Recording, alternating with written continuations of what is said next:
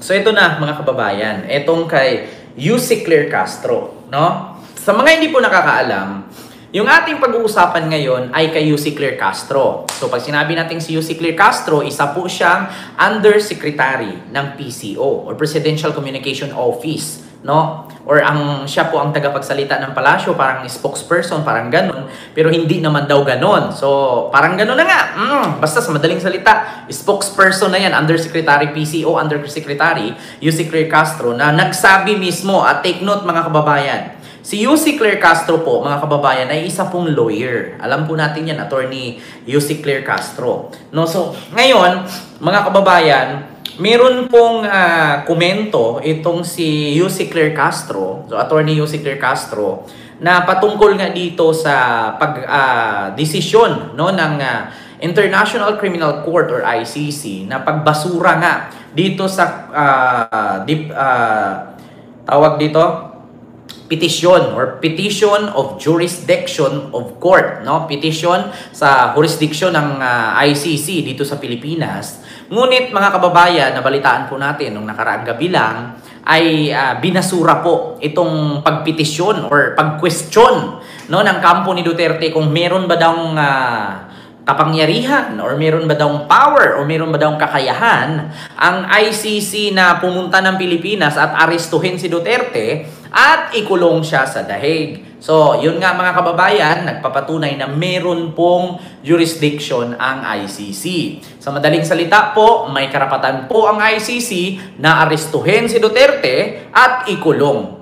So, ngayon mga kababayan, dito magbe-base tayo sa komento ni UC Claire Castro.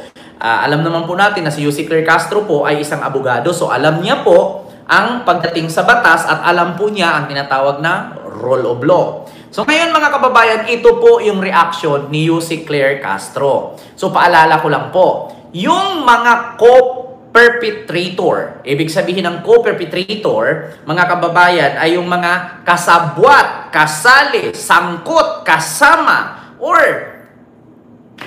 sa ginawa ni Digong na krimen, yung tinatawag nilang international, no, sa ICC tinatawag nilang crimes against humanity. Ayan nga, sabi nga ni Sarah, anong ibig sabihin ng ICC? Crimes against humanity. So yun po ang sabi ni Sarah. Ayun, buntikan na tayo, buti na lang nalusutan, di ba? So ngayon mga kababayan, ito yung reaksyon ni UC Claire Castro. So ito po mga kababayan ay atin po itong tatalakayin ngayon. At dito nga, may nag-comment ng bobo. Sino bang bobo? Yung mga DDS or yung nag-comment? Malusiron. Sino po ba ang bobo? Ako po ba o ikaw? Dalawa lang naman yan eh. So ito po mga kababayan, galing po ito sa People's Tonight Radio. So nakita nyo po, si Lusay pala. Ayan, maraming salamat po, Ma'am Malusiron. May glove shoutout. Bobo si Lustay. Si Lustay pala. Matagal naman na yan, ma'am. Ayan mo na, bobo naman talaga yan. Ito na, People's Tonight Radio, di ba? Ito po ang sinasabi ni Presidential Communication Office PCO Undersecretary Attorney Claire Castro tungkol sa pagbabasura ng International Criminal Court or ICC ng pre-trial chamber 1 sa challenge to jurisdiction ng defense team o defense panel ni dating Pangulong Rodrigo Duterte hingil sa kanyang kaso. Aniya, pinapalakas umano ng pagpasya ng mga hukom na ibasura ang challenge to jurisdiction ang loob ng prosecution na humiling pa ng arrest warrant sa iba pang maaaring masasampahan kaugnay sa kaso ni Digong. Nako, narinig nyo naman po sa pagbasa ko, mga kababayan, na pinapalakas ng ICC ang kanilang kapangyarihan na maglabas pa ng arrest warrant laban sa mga sangkot or mga co-perpetrator ni Digong. Yung mga kasabwat, kasali, at yung mga sangkot or dawit or sabit. Di ba? So ngayon mga kababayan, eto na nga.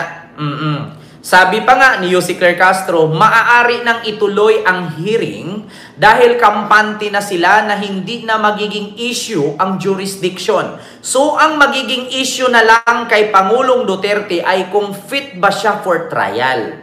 Ngayon, ani ni Claire Castro sa live stream niya sa kanyang YouTube channel. So, malaki ngayon ang loob ng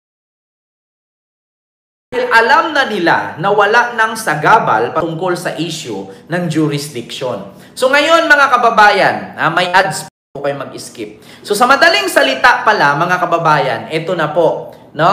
Ang ICC ngayon ay hindi na po magdadalawang isip na maglabas ng arrest warrant. Nino? Sa siyam na co-perpetrator ni Digong. Sino-sino po ba yun? Ang atin pong madalas na naririnig ay si Bato, si Bongo, si Sara, si Aguirre, at another 5. Kasi siyam po ang may warrant pa. Pang-sampu po si Digong, kaso nauna na po siya. So ngayon sa madaling salita, ani ni si Claire Castro, mga kababayan, ayan po ang kanyang komento, na mas malakas or mas lalakas ngayon ang loob ng prosecution ng ICC or International Criminal Court na humiling na ng warrant of arrest. Naku po. Oo, Maria Fipalisok, isa din po yan. Diba? Dahil alam na nila na wala ng sagabal. So sa madaling salita mga kababayan, no, hindi na magdadalawang isip ang ICC at higit sa lahat, hindi na po sila, no, wala nang magque-question kasi bakit? Binasura na eh. So ibig sabihin, once na binasura, ay meron silang jurisdiction dito. Ulitin ko nga po sa inyo, sa interview nga ni Maris Umali kay Fahad Abdallah na tagapagsalita ng ICC, ay once daw na i-file ang kaso at under pa na member ang ICC sa Pilipinas, ay tuloy-tuloy na po yun. Kumbaga, infinity, walang katapusan.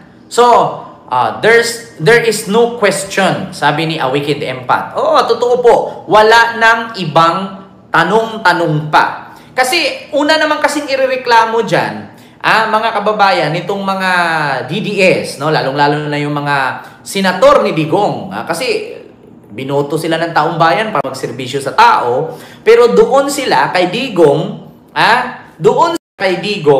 nakapokus. Doon sila kay Digong nagtanggol. So, sa madaling salita, mga kababayan, pasensya po kayo kung medyo blurred po yung ating camera.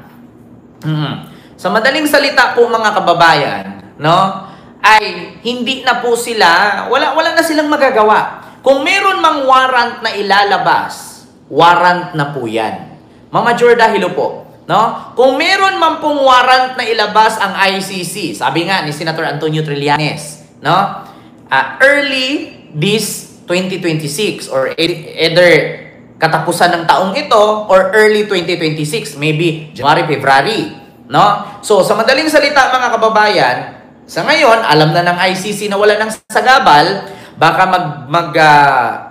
mag-release na sila ng warrant of arrest, di ba?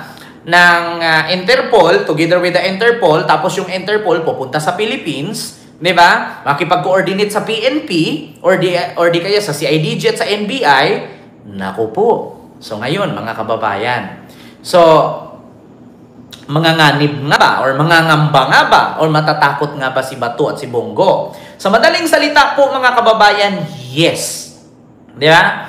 According nga kay Attorney Cristina Conte, anong sabi? Kung ako kay Bato, magtago na siya sa bato.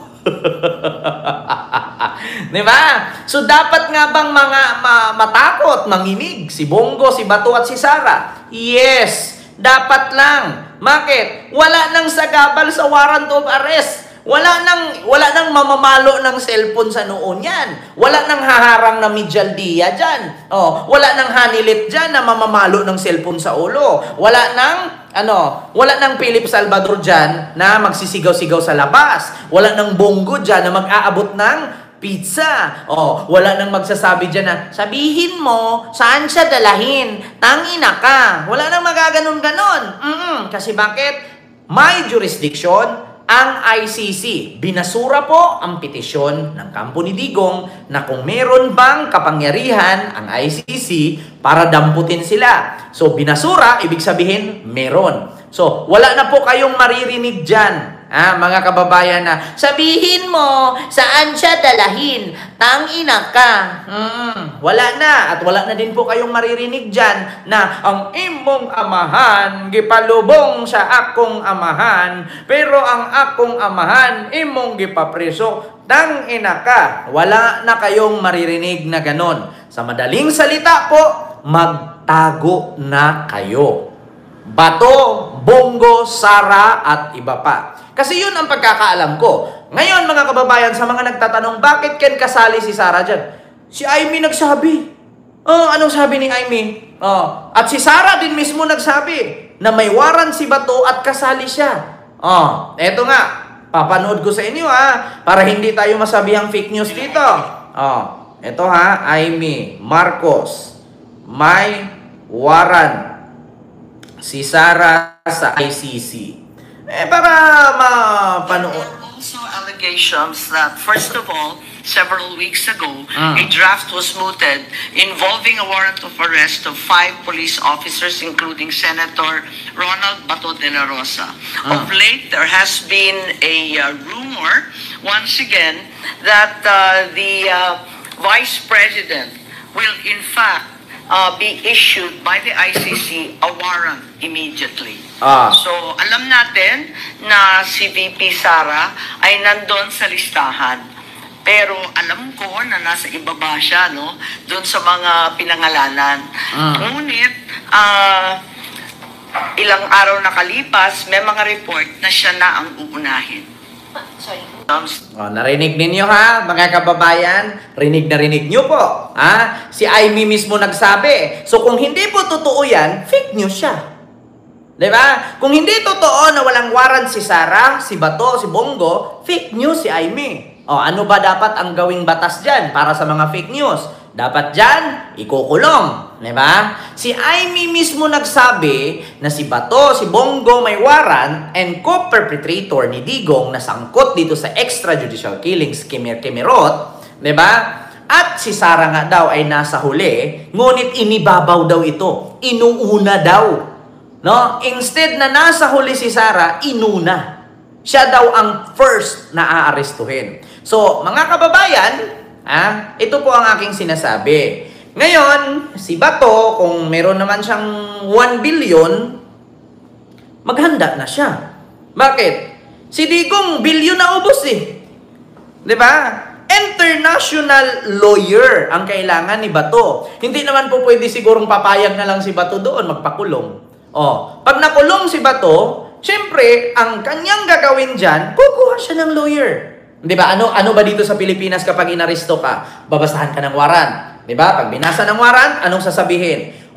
Kayo po ay binabasahan po namin ang warrant of arrest. Huwag po kayo magsalita. Huwag po kayo ganito-ganito na sasabihin. Kasi lahat ng sasabihin mo ay pwedeng gamitin laban sa'yo. So kung hindi mo kayang mag-provide ng abogado, meron pong PAO. Diba? Public Attorney's Office. Kung kaya mo naman mag-provide ng abogado, ikaw na lang pong bahala.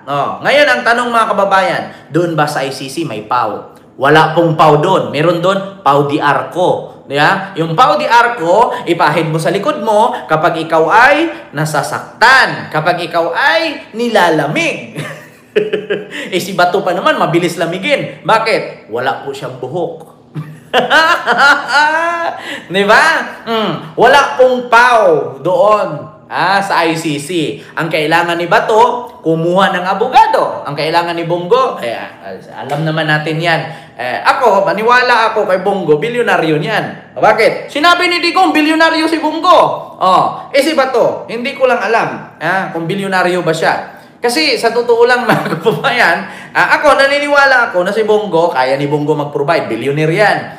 Ito Bongo. Tingnan ninyo, hindi mo ko naniniwala walang pera si Bongo, loso.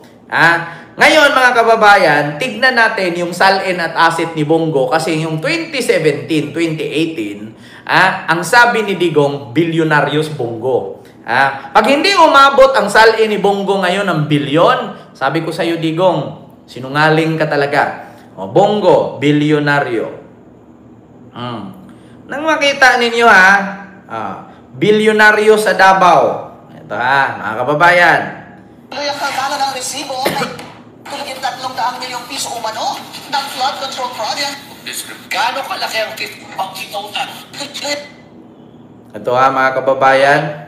Kaya ang Davao, saan ka Noong 2016, naging... May pasabog. Wait lang mga kababayan, hindi siya lumabas. Bongo, bilyonaryo sa Davao, sabi ni Duterte. Ito mga kababayan. Gaano? Bago naging senador si Bongo noong 2019. Ito Alam mo, hindi ako maging mayor and later on as president para makinabang ang kanyang pamilya. Kaya naman pala sinabi ni Duterte sa isang press con na bilyonaryo si Bongo. Kasi bilyon-bilyon na pala ang ninakaw nila sa Kabanbayan. Bongo intervenes. Alam mo, hindi ako mag-ibang puro bilyonaryo to. Sa totoo lang. Punta kayo Davao, tanongin niyo kung sino yan. Liliwanagin ko lang. Kita nyo Si Digong mismo nagsabi, bilyonaryo si Bongo. Ngayon mga kababayan, pag naglabas ng salin at asset, si Bongo at hindi umabot ng bilyon, questionin po natin. Kasi si Digong nagsabi, punta ka ng Davao. Alam ninyo, ako tanungin ninyo ako, punta ka ng Davao, bilyonaryo to. Bilyonaryo si Bongo. Sabi ni Bongo, ay Digong. Bongo intervenes. Alam mo, hindi ako mag-ibang puro bilyonaryo to. Sa totoo lang. Punta kayo Davao, tanongin niyo kung sino yan. So sa madaling salita, totoong bilyonaryo. So ano mga DDS? Sasabihin ninyo ngayon, nagsisinungaling si Digong. Joke lang yon. Anong reaksyon ninyo ngayon? Kasi di ba lahat ng sinasabi ni Digong ay totoo sa inyo? Lahat ng sinasabi ni Digong ay tama sa inyo? Ngayon tatanungin ko kayo, sa sinabi ni Digong na bilyonaryo si Bongo, huwag niyo sabihin fake news si Digong. Ngayon aaminin ninyo, sinungaling si Digong. Pag naglabas ng salin si Bongo ngayong 2025, pag hindi umabot bilyon, questionable yan. Di ba? Alam nyo, sabi ni Ma'am Jinjo, pinahamak ni Digong ang kasama niya. Yan po ang katotohanan, mga kababayan. Naniniwala po ako na kapag inaresto po si Bongo, sana mauna ang ICC mag-aresto kaysa sa Pilipinas dyan sa plunder niya. Pag nauna ang ICC, kaya ni Bongo mag-provide ng international lawyer. Bakit? Bilyonaryo yan. Bilyonaryo, sabi ni Digong. So, wag tayong mag-alala dyan. Billionaire yan sa Davao. Ngayon, mga kababayan, dito tayo kay Bato.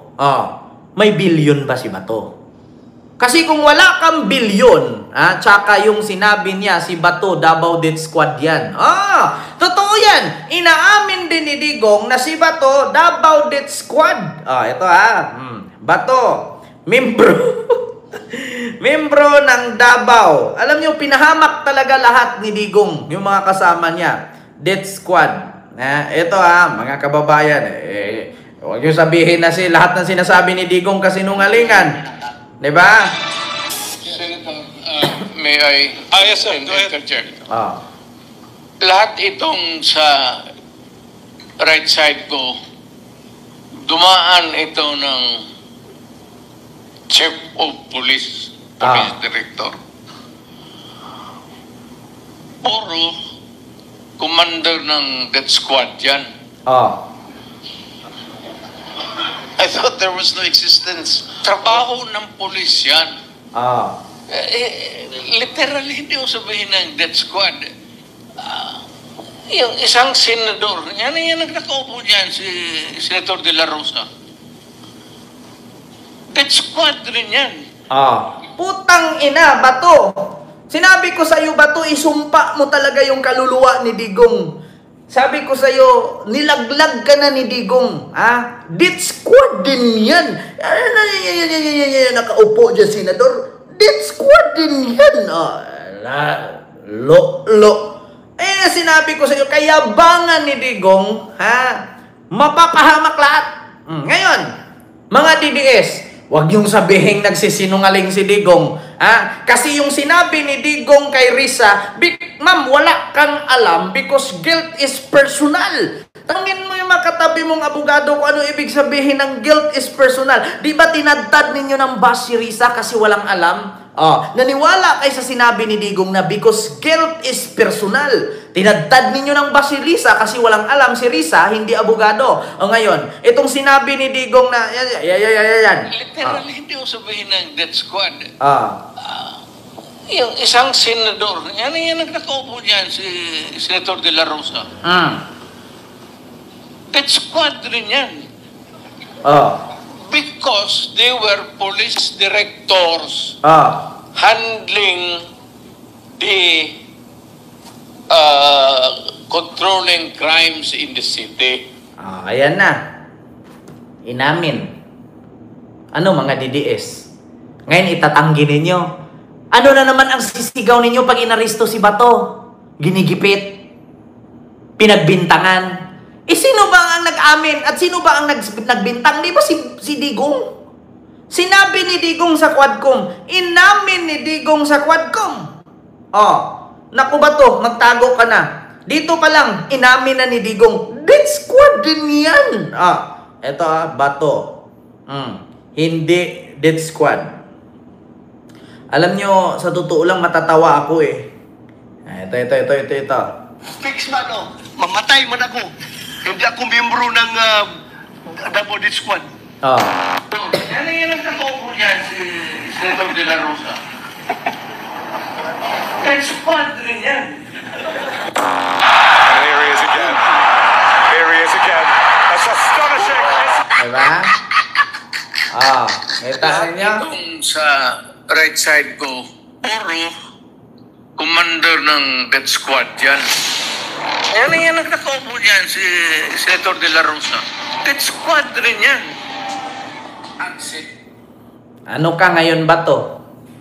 Kung wala kang 1 billion Bato, hindi ka talaga makalaya. Mark my word, you make my day. Puro ka lang ngal-ngal dyan. Ngal-ngal ka na ngak-ngak. Ngak-ngak ka na ngak-ngak. Bato, kung talagang mahal mo ang Pilipinas, magpakabayani ka. Kung talagang mahal mo ang kapwa mo Pilipino, kapwa mo kalbo, magpakabayani ka, magpaaresto ka. Samahan mo si Duterte para mukha kang Diyos na mga DDS. Kung talagang mahal mo ang mga DDS, kung talagang ipaglaban mo ang bayan, laban kay Marcos, magpakulong ka. Hinahamon kita, Senator Bato de la Rosa. Kung talagang paglalaban mo ay ang taong bayan, magpakulong ka. Samahan mo si Digong sa loob ng kulungan. Praise the Lord, hallelujah! Lumayas ka sa Pilipinas. Kung talagang bayani ka ba to, alam mo, ang para sa tao at para sa bayan, samahan mo si Digong sa loob ng kulungan. Huwag kang magtago, lumabas ka, tulungan mo ang idol mo. In the name of Jesus. Di wow. Sabi ni Joel Villanueva, di ba? Alam nyo, fix man, mamatay man, hindi ako miyembro ng Death Squad. Nako, Bato.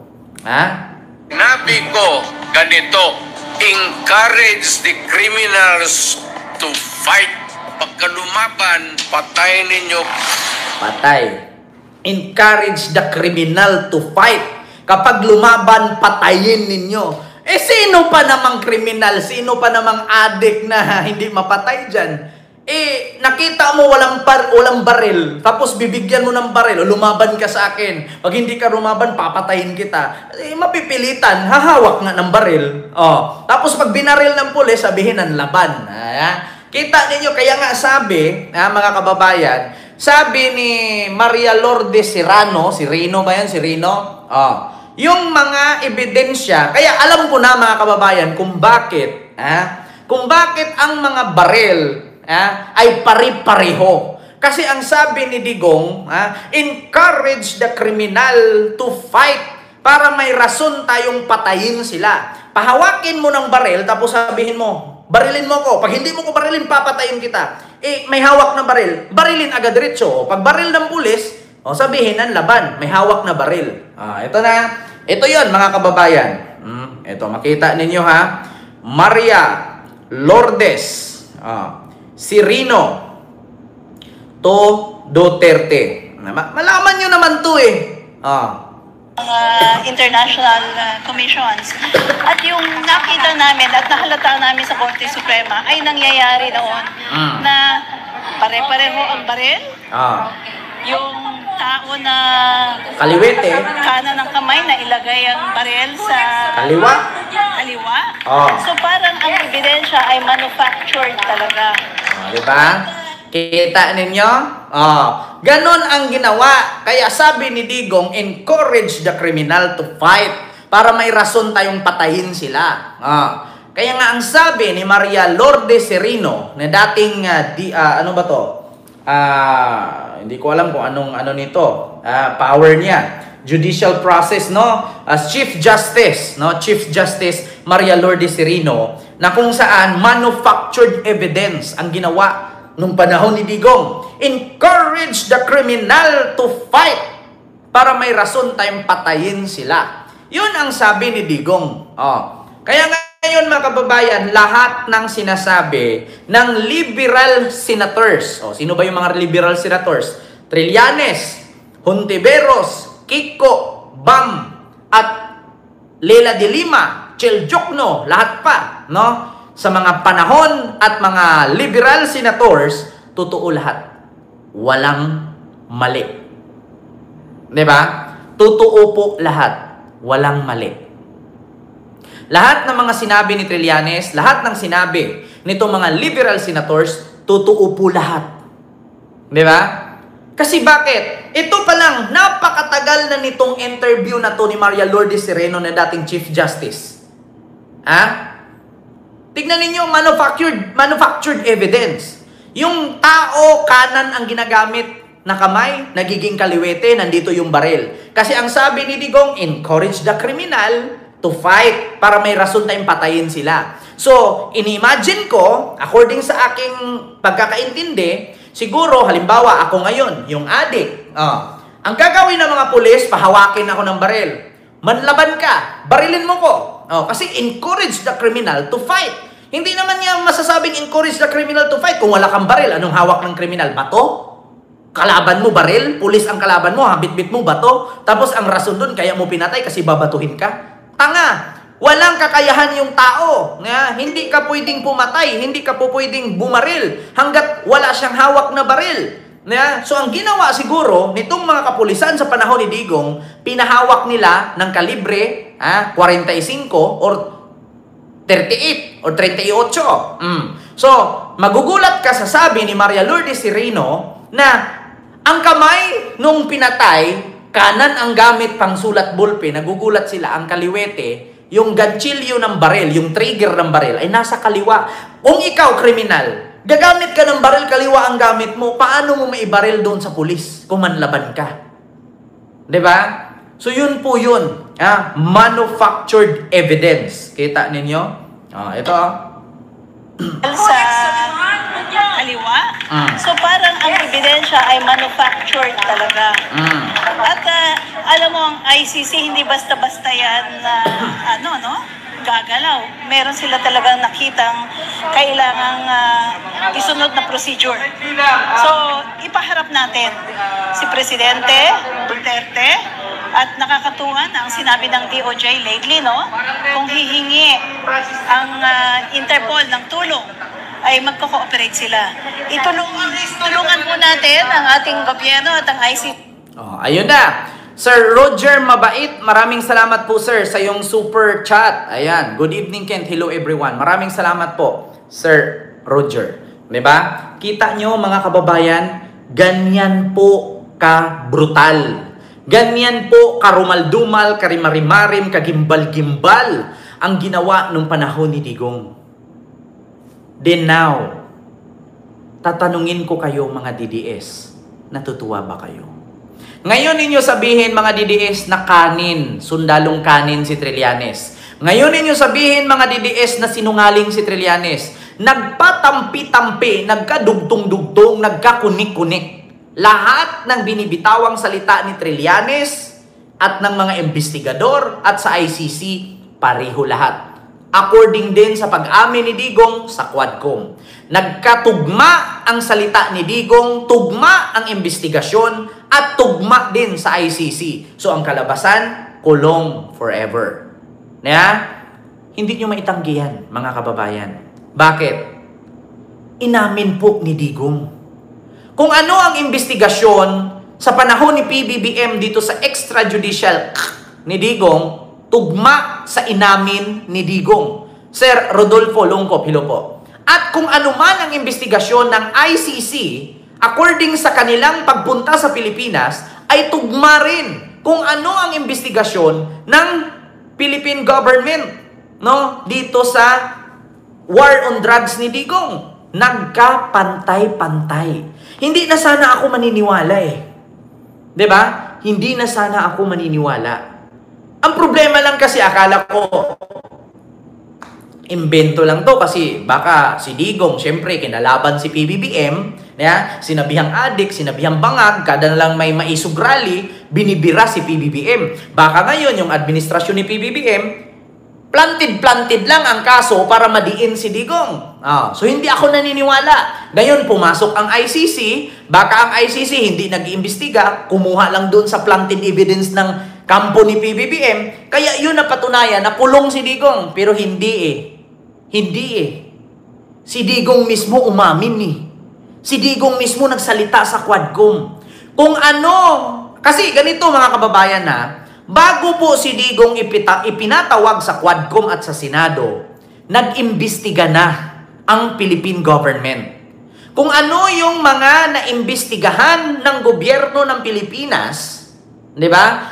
According to the PNP, CIDG, NBI, forensic examination, lahat ng mga pinatay, pati yung mga autopsy, ay pinagsama-sama nila lahat.